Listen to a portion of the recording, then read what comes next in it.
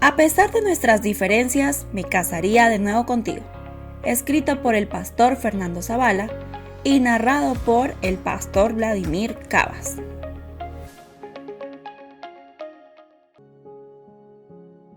Capítulo 4. El problema no siempre es el problema. Susana nuevamente está molesta con su esposo Richard. Juzgue usted si ella tiene o no razón para estarlo, según se desprende del siguiente relato del conocido autor y psicólogo Aaron Beck. Richard está en un congreso médico en otra ciudad. Susana lo llama para avisarle que los niños están enfermos, con dolor de garganta y fiebre. Él la tranquiliza diciéndole que no se preocupe, porque eso no es nada serio y que los niños se van a recuperar. Tratando de animarla, le promete llamarla al día siguiente. Pero ella, medio molesta y en tono sarcástico, le responde que eso es lo menos que él puede hacer. ¿Debería Richard abandonar las reuniones para ir a casa a ver a los niños? ¿Tiene razón Susana al molestarse ante la actitud de su esposo? Para responder con cierta medida de acierto, necesitaríamos más información, porque cuando de problemas conyugales se trata, con mucha frecuencia, el problema no siempre es el problema. Pues el caso es que cuando se casaron, tal como ocurre con toda otra pareja, Richard y Susana trajeron al matrimonio su equipaje psicológico. Entre paréntesis, ¿recuerda lo que dijimos en el capítulo 1 sobre las expectativas? Susana había dejado su trabajo como maestra para apoyar a Richard en sus estudios de medicina y para dedicarse al hogar. Soñaba con una familia feliz en la que Richard, ya graduado, pudiera ayudarla en la crianza de los hijos y otras tareas del hogar. En su equipaje se encontraban expectativas tales como: Richard siempre me colocará junto a los niños en el primer lugar. Mis necesidades serán tan obvias para él que no tendré que pedirle que las supla, y otras similares. Él, por su parte, se veía a sí mismo como el proveedor de la familia y veía a su esposa como la ama de casa. Su equipaje psicológico se podía detectar con facilidad. Susana respetará mi carrera y me apoyará en mi desarrollo profesional. Mi esposa se encargará de los niños y de las tareas propias del hogar. Entonces, ¿quién tiene la razón? ¿Estamos ahora en mejor posición para decir de parte de quién está la razón? ¿O acaso la situación está más complicada? Pues la verdad es que al añadir el ingrediente de las expectativas, pareciera estar más complicada. A ver qué piensa usted. ¿Cómo habría reaccionado Susana si Richard al menos hubiera mencionado la posibilidad de dejar la convención médica para ir a casa? Quizás ella se habría dado por satisfecha. ¿Y qué habría hecho Richard si en lugar de ella insinuar que deseaba la presencia de su esposo en casa, se lo hubiera dicho claramente? Quizás él habría regresado inmediatamente. Quizás. No sabemos exactamente qué habría ocurrido. Lo que sí sabemos es que el problema de fondo aquí, la situación que está afectando la relación conyugal, no es si Richard debe o no regresar a casa. Más allá de este árbol hay todo un bosque muy tupido. En el fondo, Susana quiere tener la seguridad de que su esposo se preocupa por ella y por sus hijos. Desea creer que ellos son la prioridad número 1 en la agenda de Richard. Pero nada de eso está viendo en su actitud. Él, por su parte, quiere estar seguro que su esposa lo apoya en su trabajo y que ella hará cuanto pueda para que él tenga el éxito en un medio tan competitivo. Por eso se pregunta si de verdad es indispensable su regreso inmediato a casa. ¿Verdad que los conflictos conyugales no son tan simples como parecen? Por esta razón decimos que en el ámbito matrimonial, usualmente, el problema no siempre es el problema. No acepte con facilidad, amigo que está escuchando, la idea de que las causas de los conflictos conyugales son el dinero, el sexo, los suegros, la crianza de los hijos, etc. Estos son algo así como los detonantes.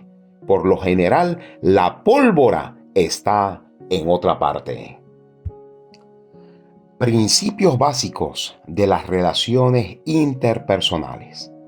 En su libro El ADN de las relaciones, el conocido escritor Gary Smalley señala que Dios plantó en el corazón de cada miembro de la raza humana algo así como un código genético, sin el cual nadie, hombre o mujer, puede desarrollarse plenamente. Es el código de las relaciones interpersonales, el contacto físico y emocional con quienes forman parte de nuestro mundo. Según Smalley, ese código genético consta de 3 principios básicos. 1. Usted ha sido creado para relacionarse con Dios, con otros, con usted mismo. Cada una de estas relaciones es en sí misma importante y, a su vez, todas se interrelacionan. Si una de estas esferas de relación falta o se debilita, las otras sufren. 2. Usted ha sido creado con la capacidad de escoger. Aunque las circunstancias y otras personas afectan sus decisiones, la verdad es que usted finalmente decide cómo actuará en cada situación de la vida. Por esta razón, no diga, no tengo otra alternativa. Cuando se trata de relaciones personales, usualmente hay otras alternativas. Y número 3, usted ha sido creado para asumir responsabilidad por sus acciones. Siempre es más fácil culpar a otros cuando las relaciones personales marchan mal. Pero un factor importante en el desarrollo del carácter es reconocer los errores cometidos y aprender de ellos. Quienes no aprenden de sus errores están condenados a repetirlos. Las relaciones interpersonales poseen un marcado carácter simbólico.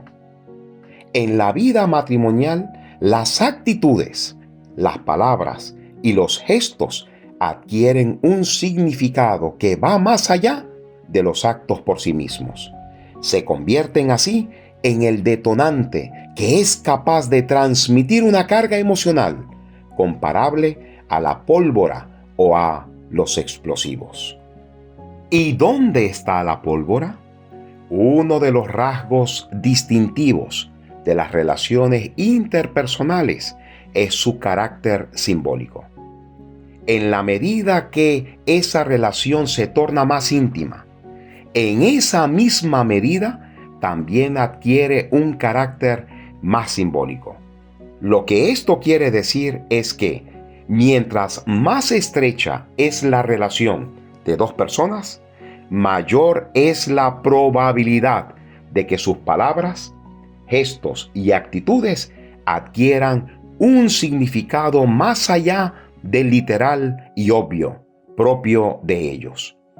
Cada individuo trae al matrimonio su propia cultura, una amalgama, un mosaico de creencias y principios y valores que colorean sus percepciones de la realidad. La vida conyugal es el prototipo de esta realidad. En el pequeño mundo de la vida matrimonial, cada acto lleva en sí una carga de significado, una dosis emotiva que puede pasar inadvertida con facilidad por terceros, pero no para los cónyuges.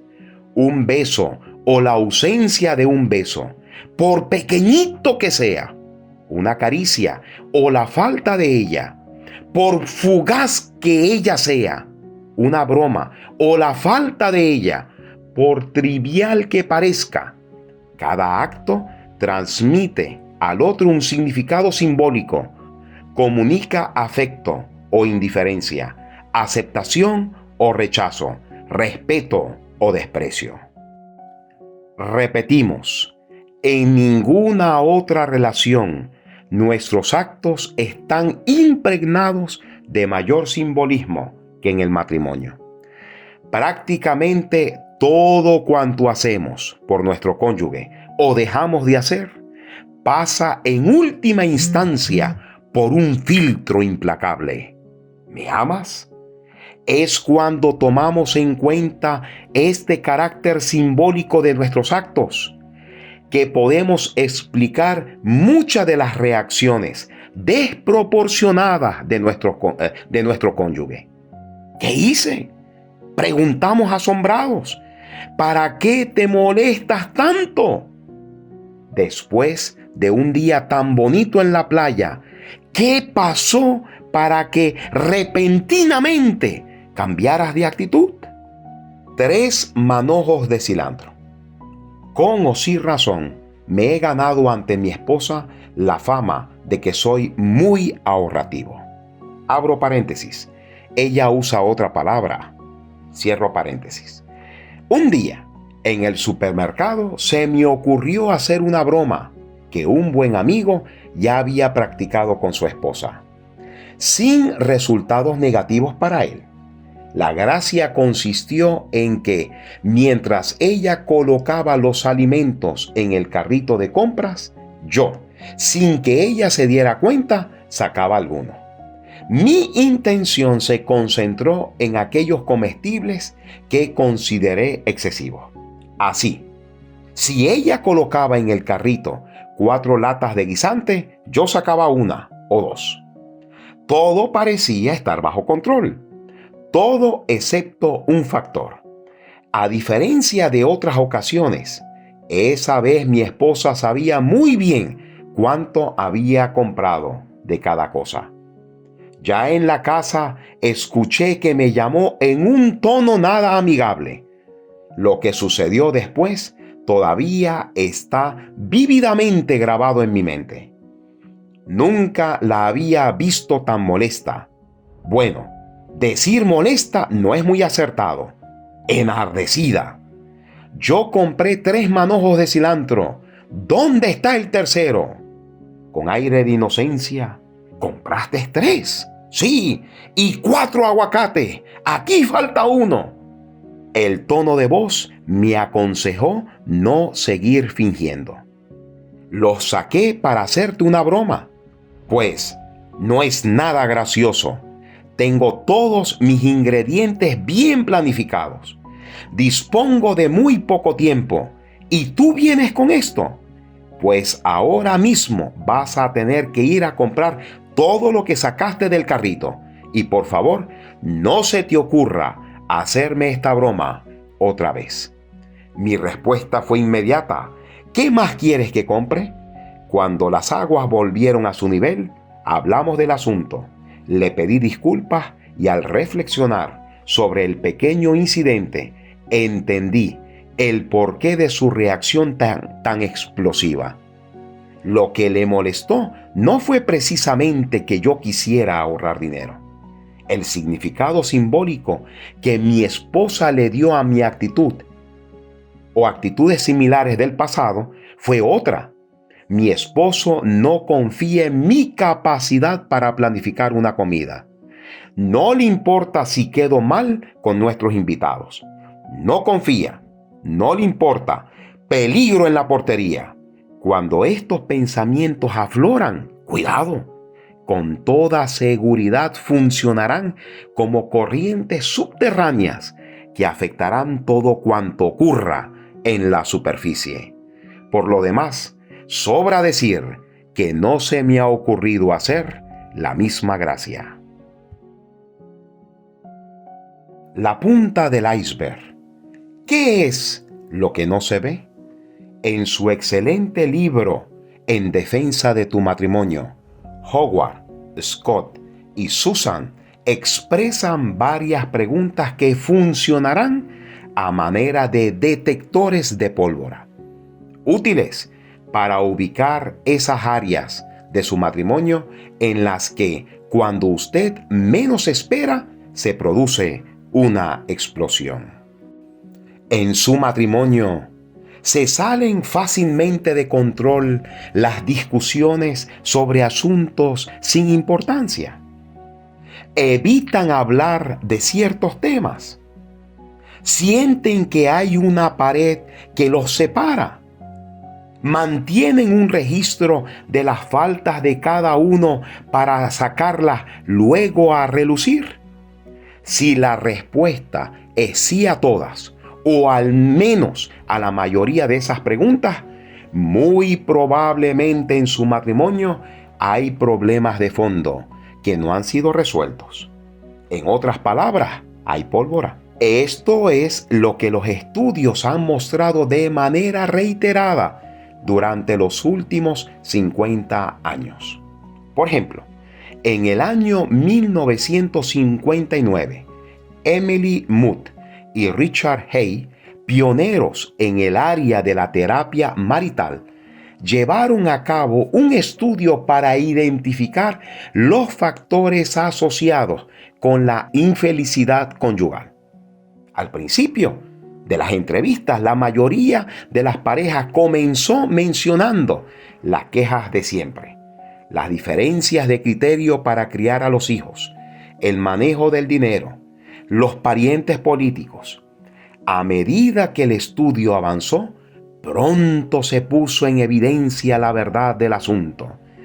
Independientemente de factores tales como la edad, el nivel socioeconómico, el número de hijos y otros, las causas reales de la infelicidad estaban vinculadas a su relación de pareja. Los investigadores identificaron 4 factores en particular. 1. Esposo y esposa se sienten solos con sus problemas, incomprendidos, incapaces de explicar su angustia o de encontrar apoyo en el cónyuge. 2. Cada cual se siente rechazado y, como resultado, inseguro. 3. Tienen problemas de comunicación. No pueden hablar con confianza sobre sus problemas ni enfrentarlos juntos. Y 4. Han perdido la perspectiva de su relación. Han olvidado lo que una vez los atrajo uno al otro, las cosas que solían disfrutar. Tampoco ven con optimismo su futuro como pareja. Poco tiempo después de los estudios pioneros de Muth y Hay, otros 2 investigadores, Matthews y Mihanovich, presentaron a unos 1000 hombres y mujeres una lista de los problemas más comunes que las parejas usualmente confrontan. Les pidieron que marcaran lo que ellos mismos estaban enfrentando en su matrimonio. ¿Y qué encontraron los investigadores? Los problemas de fondo. En los referidos estudios, las parejas infelices señalaron abrumadoramente, en comparación con los felices, problemas tales: mi cónyuge rara vez dice algo que me halague. Nos decimos cosas que hieren. Mi cónyuge no discierne con facilidad mis sentimientos. Mi cónyuge se muestra indiferente hacia mí. Deseo más afecto. A menudo siento que no soy amado o amada. Necesito a alguien a quien confiarle mis problemas. No puedo hablar a mi cónyuge. De nuevo la pregunta: ¿cuál es la causa de los problemas en la pareja? ¿Dinero? ¿Sexo? ¿Familiares políticos? ¿Tiempos compartidos? No exactamente. Lo que los estudios revelan es otra cosa: falta de intimidad, de comunicación, soledad, rechazo e indiferencia. En una palabra, problemas de naturaleza emocional. El problema de fondo emocional. Todo lo dicho hasta aquí es verificable. Lo puedo comprobar por medio de un recurso que está al alcance de todo ser humano: su propia experiencia. Piense, por ejemplo, en los grandes conflictos que ha tenido en su matrimonio. No piense ahora en culpables. Simplemente trate de llegar hasta el fondo del asunto, sin que la pasión o el orgullo lo saquen de su ruta. Con toda seguridad va a encontrar que la raíz del problema tiene un fuerte sesgo emocional, vinculada al sentido del valor de una persona, usted o su cónyuge. En ese conflicto que ahora viene a su mente, ¿se sintió alguien rechazado? ¿Se sintió alguien irrespetado? ¿Fueron ignorados los sentimientos de alguien? Repitámoslo. Aquí no nos estamos refiriendo a los desacuerdos que son los resultados de gustos, opiniones o criterios diferentes. No, esas diferencias enriquecen. La alusión es la crítica que ataca, las palabras que ofende, la indiferencia que ignora, el gesto que rechaza, la burla que desprecia. Es cuando miramos este componente emocional del conflicto matrimonial que entendemos por qué las parejas entrevistadas en los estudios citados hablan de soledad, de no sentirse amados o apreciados. ¿Por qué decimos entonces que en el fondo un componente importante de los grandes conflictos es el emocional? Porque el oxígeno sin el cual ningún ser humano puede vivir es su estima propia, el aprecio por su valor como persona. ¿Qué nos queda cuando ese sentido de valía personal es vulnerado o ignorado? Lo que queda es un corazón herido y solitario.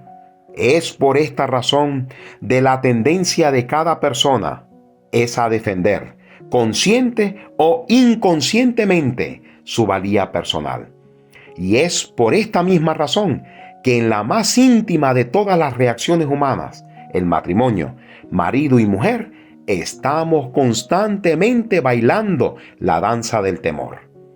El ejemplo que sigue lo ilustra de manera muy apropiada. La danza del temor. La siguiente historia es real y la narra Greg Smalley, psicólogo y autor. Cuenta Greg en que una noche estaba en su casa solo y aburrido. Su esposa Erin, una enfermera, estaba de guardia y a él le dio por cambiar la posición del mobiliario del cuarto matrimonial. Eso hizo, y satisfecho por la ocurrencia, se acostó pensando en lo satisfecha que sentiría ella al ver la nueva apariencia del cuarto. Cuando Erin llegó esa noche, ya Greg estaba profundamente dormido. Para no despertarlo, entró de puntillas, con el cuarto a oscuras. No había avanzado mucho cuando se golpeó la espinilla con una mesa que, según su imagen mental del cuarto, no había estado allí antes. Perdió entonces el equilibrio y fue a dar contra un par de esquíes que a su vez golpearon primero el vidrio de un estante con una colección de figurines y luego dieron en la cabeza de Greg. El ruido y el golpe hicieron que Greg se despertara creyendo que se trataba de un robo.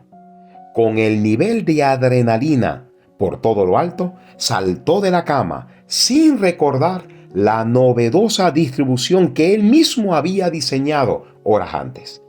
El caso es que fue directo hacia una pared contra la cual se golpeó la cara, rompiéndose la nariz. Cuando encendieron las luces, parecía que por allí había pasado un huracán. Luego siguió la lluvia de acusaciones.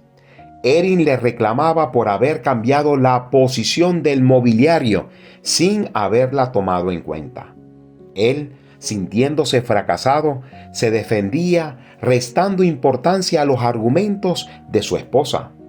Esa actitud la enfurecía más, porque además de todo el desastre que él había propiciado, ahora estaba dando a entender que las opiniones de ella no eran importantes.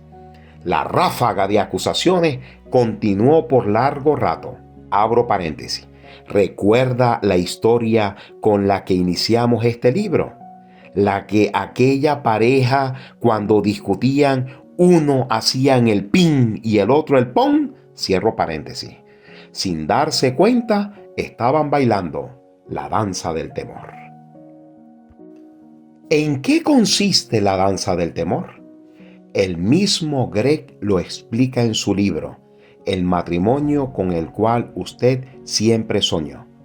Allí menciona que lo ocurrido aquella noche fue solo un episodio de lo que había sido un patrón, algo así como un círculo vicioso, que se repetía en muchas de las discusiones de sus primeros años de casado. No podía entender por qué esas discusiones terminaban en verdaderas explosiones. Parecían seguir un guión preestablecido hasta que al fin dieron con la clave para entender el problema. Esa clave no solo los ayudó a romper el círculo vicioso en que ellos se encontraban encerrados, sino que los colocó en posición de ayudar a centenares de parejas que a través de los años acudirían a Smalley Marriage Institute en busca de asesoría matrimonial. ¿Cuál fue esa clave? Fue la identificación de ciertos botones que, sin que ellos lo supieran, presionaban cada vez que discutían, poniendo en marcha la danza del temor. Greg explica: después de haber entrevistado a centenares de parejas y encuestado a miles de personas, he encontrado que la mayoría de la gente tiene un temor esencial. Cuando alguien presiona ese botón y la persona reacciona de manera negativa, ahí los dos se involucran en la danza destructiva. Luego añade que su temor básico es fracasar y el de su esposa no ser valorada. En esto no están solos. Un temor básico en las mujeres es no ser tomadas en cuenta, no ser apreciadas, especialmente por los seres importantes en su vida. En el caso de los hombres, uno de los temores básicos es fracasar, así como también el temor a perder el control sobre sus asuntos importantes. Y por supuesto, hay otros temores básicos en nosotros los humanos: temor al rechazo, al abandono, al engaño o a no ser amados. De acuerdo a esta información, no resulta difícil ver cómo Greg y Erin pudieron haber resuelto sus diferencias la noche del huracán. ¿Se molestó ella porque específicamente él le redecoró el cuarto matrimonial? La verdad es que a muy pocas esposas le disgustaría tal acción, sobre todo si es espontánea.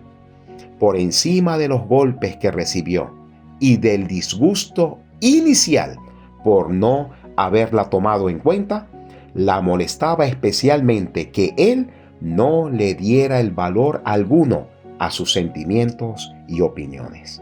Es decir, su temor básico, no ser valorada, había hecho acto de aparición y él no fue capaz de identificarlo. Pero Greg también tenía sus razones para sentirse mal. Internamente reconocía que las cosas no habían salido bien. Pero no se daba cuenta ella que su motivo al arreglar el cuarto había sido agradarla. Esperaba escuchar palabras de reconocimiento y a cambio solo había recibido, aparte de los golpes, un vendaval de críticas. Más allá de la nariz rota y del malestar por el desastre ocasionado, no se daba cuenta ella que lo que estaba hiriendo al hacerlo sentir como un fracasado. Sin lugar a dudas, un auténtico círculo vicioso, cada uno viendo en el otro tanto el problema como la solución. O sea, si tú no hubieras hecho, si tú no hubieras dicho, si tan solo cambiaras, si tú no, tú y tú. ¿Se da cuenta ahora, estimado, el porqué de nuestra insistencia en que cuando de conflictos conyugales se trata, el problema no siempre es el problema? En este punto, alguien podría preguntar, entonces, ¿qué esperanza tengo? ¿Cómo puedo evitar que mi cónyuge active mis botones? Según Greg, el problema no radica en los botones, porque siempre han estado con nosotros, ni en quién los presione, sino en la forma como decidimos responder cuando son presionados. En los días del noviazgo o durante los primeros años de matrimonio, nuestros temores básicos estaban ahí, donde siempre han estado. Pero entonces todo era felicidad. Resultaba fácil ignorarlos o justificarlos. Ahora que las aguas del torrente romántico han bajado, ¿qué debemos hacer cuando esos temores básicos sean activados? Este es el tema de nuestro próximo capítulo. Pero aquí hay un adelanto. Aunque no puedes evitar que tu cónyuge presione tus botones, sí puedes evitar responder negativamente cuando lo haga. Dicho de otra manera, tu matrimonio será tan feliz o tan miserable como tú permitas que sea. Esto es Construyendo Matrimonio.